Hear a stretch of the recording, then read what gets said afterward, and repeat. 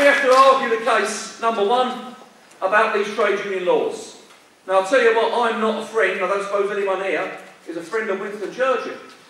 But I've got to say, thank God he never adopted the same kind of laws that we have to adopt than he did in World War II. I mean, imagine him ringing up Adolf Hitler on a cold Tuesday night and saying, Adolf, in 7 days' time, by the way, we've got some Spitfires coming your way. And we might be bombing your planes, so do you mind moving them out of the way in case you feel anything? And the actual law says that Labour brought in, by the way, the reason why we have to give this information is because the employer needs to inform its workforce on the rights and wrongs of the strike. That's what it's about. Some people argue, well, it's the legal route.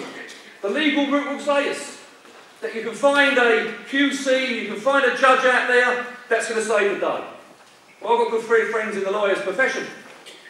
Standing counsel, joined the QC, one of those strange kind of people that only ever bats for the workers and not the bosses, like some of these QCs do. But I'll tell you what, without being crude, Chair, these lawyers, they're a bit like pox doctors.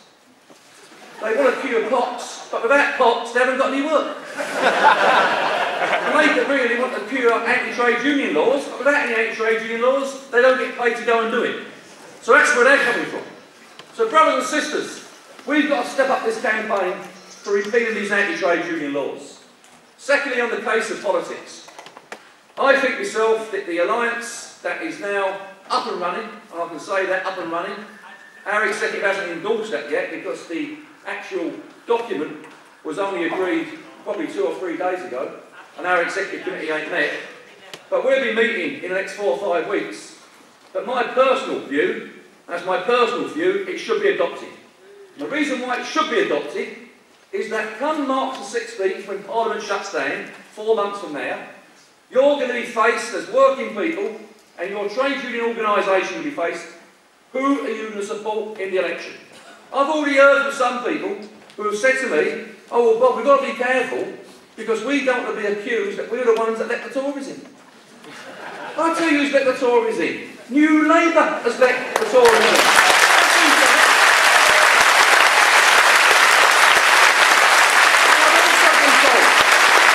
I've also been told by senior officials who one who tried to, in a jokingly way, grab you lapels at the TUC.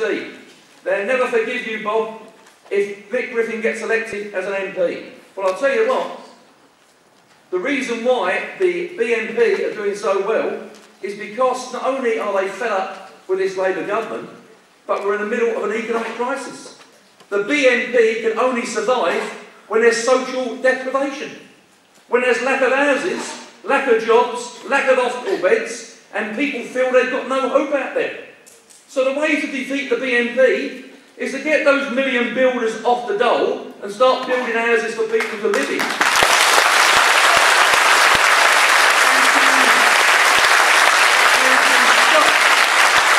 By the way, I'm all in favour of public spending cuts, by the way. First one I want is to get our troops out of Afghanistan and Iraq. That's the first cut. And the second cut in public spending is to stop this Trident nuclear weapons system that might be coming. And thirdly, the National Identity Scheme. So you can save the money there and start building those houses.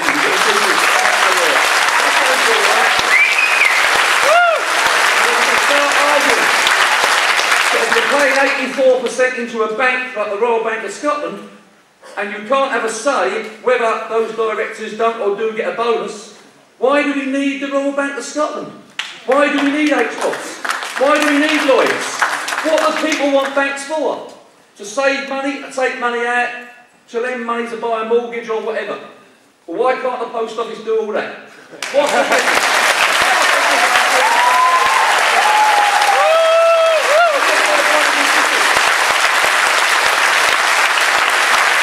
I stood in the European elections, and when people accused me of being a little Englander, wrapped up in a Union Jack, just the same as the Tories, well, I'll tell you what, someone said to me, a good friend, all you're bothered, Bob, really, is keeping the Queen's head on a £10 note.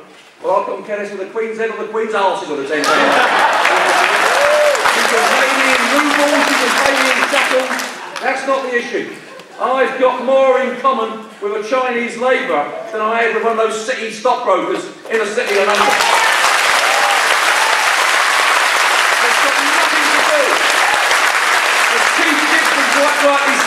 about the state of the individual person's nationality. Us in the shipping industry have had jobs taken away by Malaysian workers, Indonesian workers. We're not against Malaysian or Indonesian workers, it's got nothing to do with it. They only replace seafarers with lower rates of pay. They don't bring Norwegians in to take British jobs away because they're paying 50% more. It's a class issue. And the reality is, immigration purely is on the basis of the accident of where you was born. Nothing else. The entire railway network was built by immigrants. Irish labour come over here 160 years ago and built the railways.